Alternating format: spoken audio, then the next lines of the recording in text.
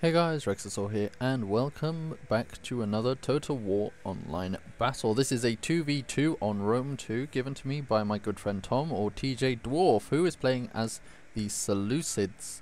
His army consists of 4 Thorax Pikemen, 2 Shield Bearers, 2 Royal Peltasts, 1 Eastern Spearman for some reason, 4 Archers, 2 Eastern Javelins, and 2 Horse Skirmishers, as well as his General, who is here as a shield bearer.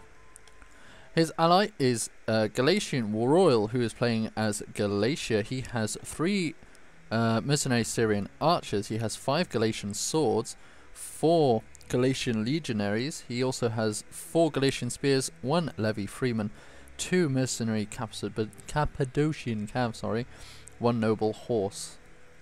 These two will be facing off against a united Rome, who are half hidden in the forest and half not. So on one side we have, this is Hypochondriac Mushroom. Yes, that is his name. He has 10 veteran legionaries, 3 auxiliary Syrian archers, 1 general, 1 Hastati, and 1 auxiliary cav that is hidden somewhere. His ally is called Inheri. He is also playing as Rome, obviously. He has 3 auxiliary Balearic slingers, 3 auxiliary Syrian archers, 5 Hastati, which is a very interesting choice, 2 Principes, 2 veteran legionaries, a general, and 4 auxiliary cavalry as well. Oh, is that 5? That can't be 5. Is it 5? What? How is it? Oh, no, wait, no. It is 4. This one belongs to that guy. Oh, ooh, my notes. Alright, this is a semi-long battle, but it's not buggy, I swear. Unlike the last episode that we saw, which was a siege battle, which was buggy as fuck. This one has no bugs. Actually works out properly. So, we're going to have some fun. Rome 2 is probably the game I know the most out of all the modern Total Wars, because I've played it extensively. I do enjoy a good 2v2. I prefer 1v1 though, but I don't like sieges, and so this battle is going to be sexy. It's going to be good. However, it is very apparent to me that the general gist of what people's bought. This is low funds, by the way. This is 11,700 funds. So not too many funds, which is why we're not seeing massive amounts of really strong units from the Roman side. We're just seeing veteran legionnaires as the top tier unit. But we are seeing things like the Thorax Pikemen and the Shield Bearers, which are very high quality units from the Seleucids, as well as the Galatian Legionaries, which we're seeing from Galatia. So the first thing that's really going to happen is that both of the armies are going to sort of do a swap. The non-Roman side, TJDwarf side, is going to deploy in this really thick forest, whilst the Roman side is going to sort of traverse through their forest, with Hypochondriac Mushroom sort of deploying here, and what's the other guy's name? Inheri deploying on this side. Inheri, in my opinion, has the weakest army because he has Hastati, which are very, very weak in terms of melee cavalry. Sorry, I just saw melee cav. I was like, melee cav! In terms of melee infantry, not the strongest unit that Rome has. He probably could have gone for veteran legionnaires as his ally did. I'm not entirely sure why he didn't, in fact. Oh well, it's not the end of the world. They're still pretty decent in combat. They are still Roman troops, which are very strong. I'll show you the stats when I can get hold of one. I think these are veteran legionnaires. But as you can see, the veteran legionnaires, pretty good stats in terms of health, with 60 health. A very decent, almost 60 melee attack. But with the melee damage, really, the weapon damage, really being the big, like, hamper on these units, with a melee defense of 48 is pretty good.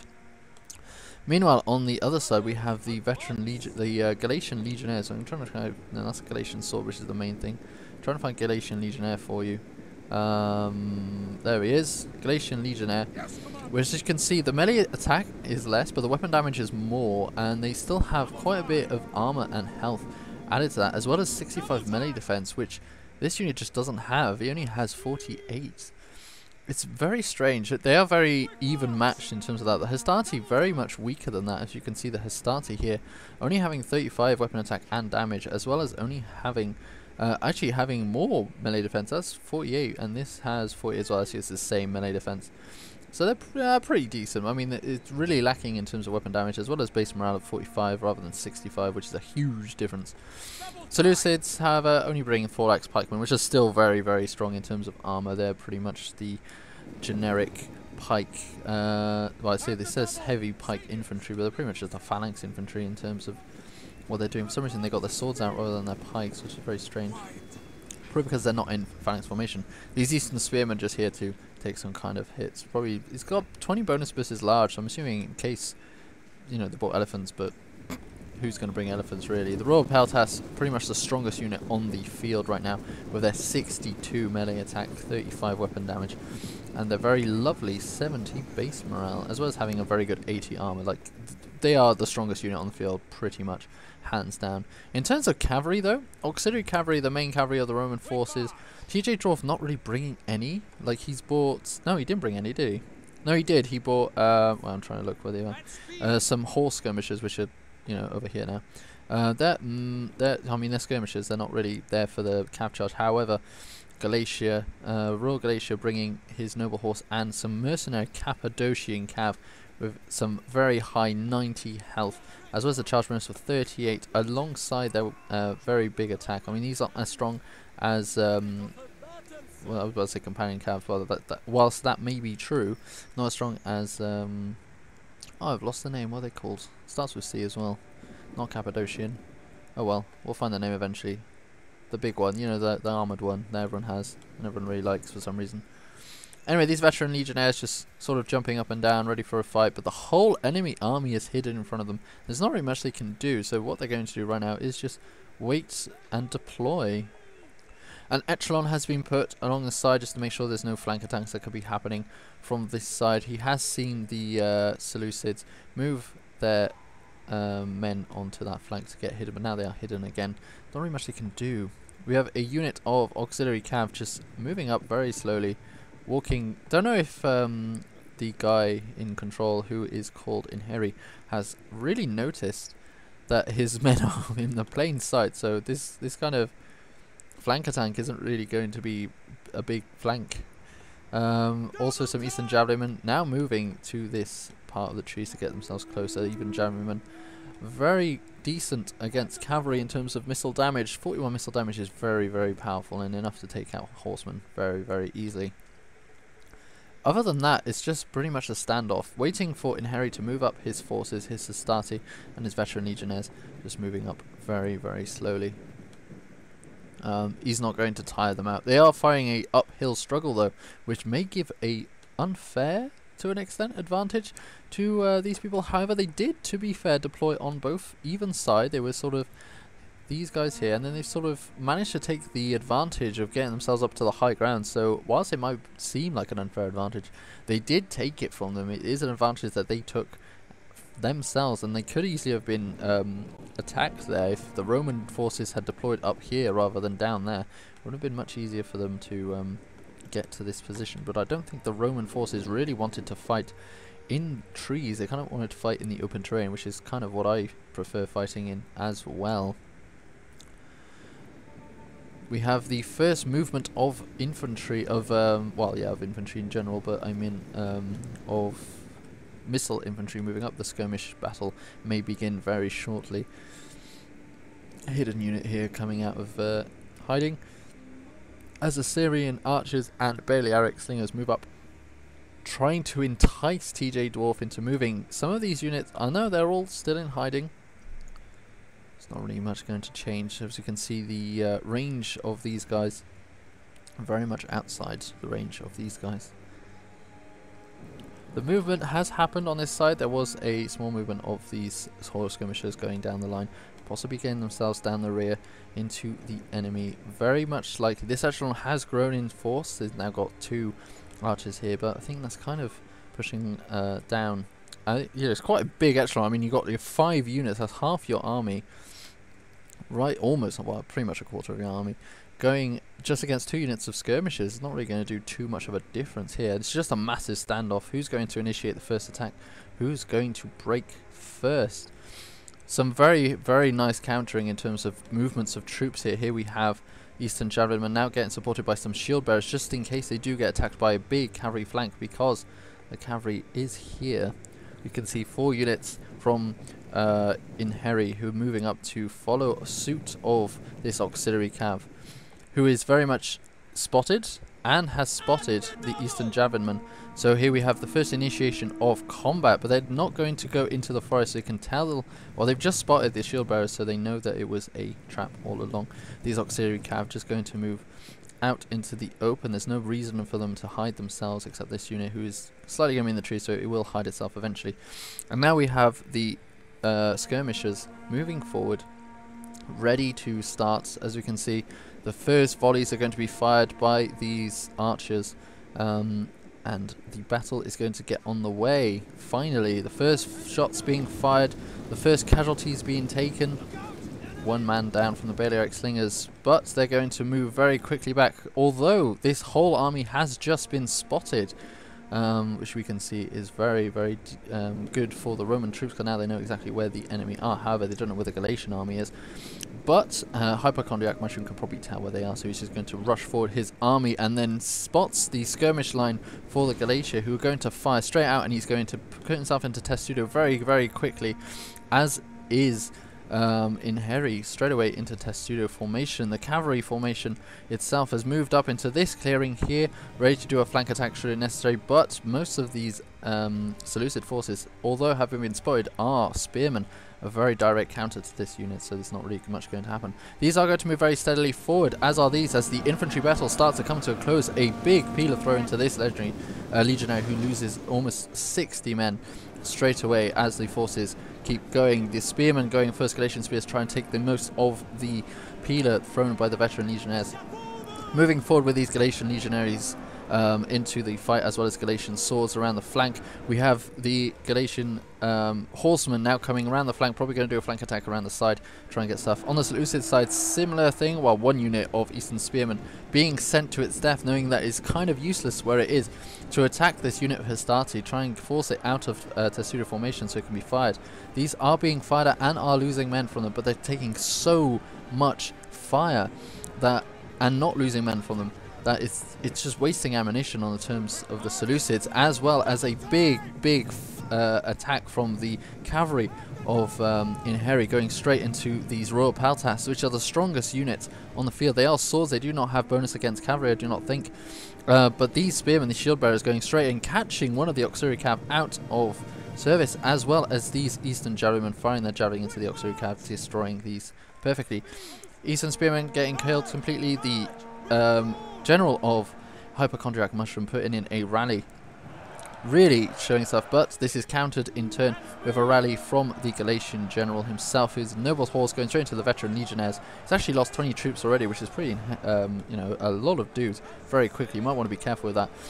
Here on the right flank of Hypochondriac Mushroom, he seems to be winning the battlefield. However, these legionaries are very, very skilled in battle and will probably hold for a very long time. Whilst on these fights, these are all 3 against like 3 to 1 almost units. Some Thorax pikemen coming forward, actually going maybe doing a flank attack against these Astartes. These Astartes sort of just stopped in front of these men. These guys have lost a lot of dudes. They're showing this. I think they've turned around and shown their back. This is very bad. If these guys get targeted, they're going to lose a lot of men. However, there is a lot of reserves of Principes and veteran legionnaires in terms of Inheri's men. Just the battle has unleashed over everything in this case. The auxiliary cav have just come out of the forest just again. But the amount of reserves in terms of the Seleucids is enough to sort of counter them, especially since these Astartes are going to go down to 1 single unit of shield bearers in that case. And most of these units have bonus against cavalry. As you can see, some of these Astartes already starting to fail morale-wise.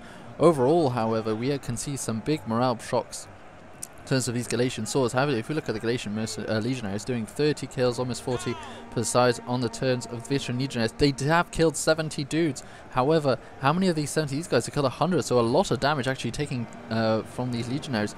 But they are losing men overall, and for every single legionary that dies, a big morale shock is happening. As you can see, just the overwhelming numbers of missile troops, melee troops, sorry, from the Galatian forces, insane. And we can see a rear attack from the mercenary Cappadocian cav against these veteran legionnaires, who aren't going to lose all that many men because of the uphill charge, but they are still going to lose men, and that's going to be some morale shock from getting reared.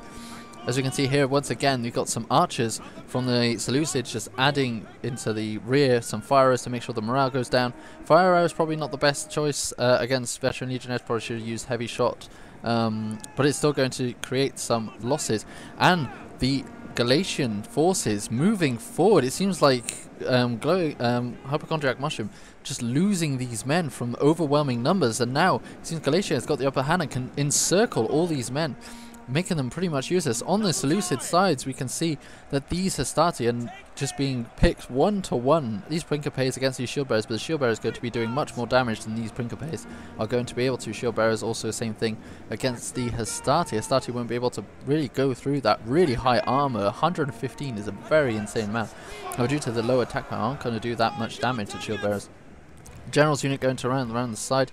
As you can see here, the cavalry fight has gone into the trees, but it's going to go against some Royal Peltas. Very, very strong unit. Just going to completely wipe these away. They might take a while because they don't have any spears, but these shield bearers do, and that's going to go around the flank and really mess up the Roman player. As we can see, just a huge overwhelming of forces in terms of the Galatian and the Seleucid force, and really Hypochondriac Mushroom really can't do anything against this. All his forces have been pitted in this one section. He just can't get out of it, and he doesn't have any reserves ready to push himself into. He only has 15 units on the battlefield at the start of the battle, and that pretty much goes against him because the Galatian general pretty much can just go 2-to-1 on all his melee units. Pretty much putting him at a disadvantage. Here we can see that this unit of archers is about to rout this unit of veteran leaders. Although it's holding, it's still up against 4 units on its own in a ridiculous outnumbering. Here the Seleucid player, TJDwarf, managing to break away these veteran legionnaires with these pikemen. We finally have their pikes out. 4x pikemen, very strong unit. They're actually going to go around the flank, make sure to flank these guys, and then decides against it.